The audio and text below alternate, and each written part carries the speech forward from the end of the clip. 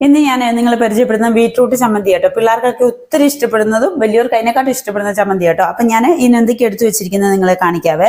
Beetroot നമ്മൾ അരിഞ്ഞു വെച്ചിട്ടുണ്ട്. പിന്നെ അതുപോലെ ഉഴുന്നുപരിപ്പുണ്ട്, ഇതാ നല്ലോണം ഇച്ചിരി കുറച്ച് നമ്മുടെ വാളംപുളി എടുത്തിട്ടുണ്ട്, വറ്റൽമുളകുണ്ട്, ഉപ്പുണ്ട്, ചെറിയുള്ളിയുണ്ട്, പരിപ്പുണ്ട്, കറിവേപ്പിലയുണ്ട്. ഞാൻ നമ്മുടെ പാൻ അടുപ്പത്ത് വെച്ചിട്ടുണ്ട്. അതിൽ കുറച്ച് വെളിച്ചെണ്ണ ഒഴിച്ച് ചൂടാക്കിയേ. നമുക്ക് ഇതിലോട്ട് ഉഴുന്നിടാം കേട്ടോ. ഉഴുന്നും അതുപോലെ തന്നെ പരിപ്പും കൂടി ഒരുമിച്ച് നമുക്കൊന്ന് ഇച്ചിരി ഫ്രൈ ആയി വരട്ടെ. ഇനി നമുക്ക് ചെറിയുള്ളി അതിലോട്ട് ഇടാവേ. അതുപോലെ തന്നെ നമ്മുടെ വറ്റൽമുളകും ഇടാം കേട്ടോ.